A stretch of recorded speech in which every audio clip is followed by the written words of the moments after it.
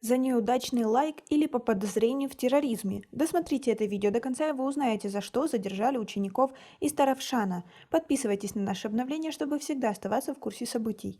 В городе Истаравшан еще в конце марта были задержаны 3 ученика местной школы по подозрению в отклике на призыв экстремистских групп, лайк в поддержку в соцсети и других фактов сотрудничества с этими группами. Правоохранительные органы никак не комментируют это сообщение. О запрещенной группе, которая якобы обманула этих учеников, СМИ до сих пор ничего не известно. Однако в Управлении образования Сагдийской области города Истаравшан и нескольких других надежных источников был подтвержден факт задержания учеников. Силовые структуры воздерживаются от комментариев по этому поводу. К слову, на данный момент, по некоторым данным, учащихся уже отпустили.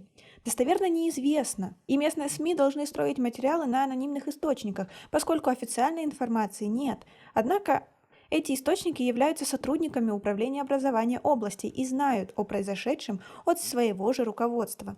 Задержание учеников одной из общеобразовательных школ и одной из гимназий из Таравшана сейчас обсуждается на всех заседаниях Управления образования и в школах городов и районов Сагдийской области. Источник в Истаравшанском отделе образования сообщил, что задержаны были 3 11-классников за сотрудничество с экстремистскими группировками. Источник отметил, что правоохранительные органы не предоставили им более подробной информации.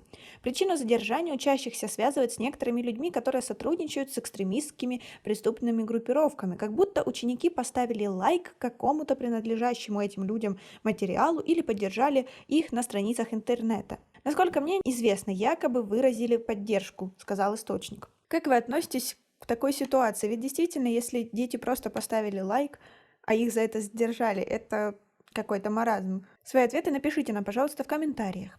Другой источник, знакомый с этим делом, сообщил, что по информации из школы, где учился один из подозреваемых, они пытались найти кого-то, кто сможет установить на телефон специальную программу, через которую хотели что-то отправить экстремистам.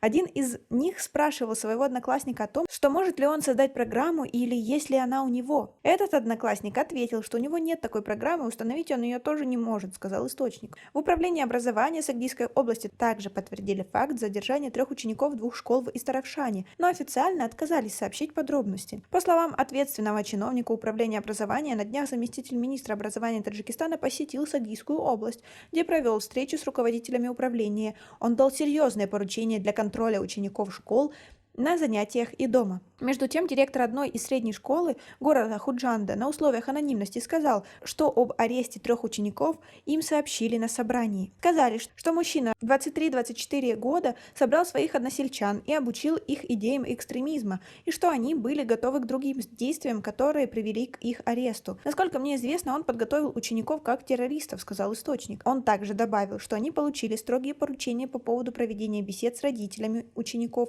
и ужесточению контроля за использованием мобильных телефонов среди школьников. Мать одной из учениц школы города Бустон рассказала, что классный руководитель ее ребенка через Viber сообщил о произошедшем и рекомендовал им более серьезно отнестись к контролю своих детей. Она говорит, что им сказали о якобы готовящемся взрыве, который должен был произойти на днях во время приезда гостей из столицы. Однако источники эту информацию не подтвердили и заявили, что подробности дела известны силовым структурам и только. Классный руководитель посоветовал матери ученицы более внимательно следить за детьми, контролировать их социальные сети, поскольку ученикам из Таравшана промывали мозги через интернет и телефоны. Как вы относитесь к сложившейся ситуации? Свои ответы напишите нам, пожалуйста, в комментарии. У нас пока на этом все. Оцените наше видео подпиской и лайком. До скорой встречи.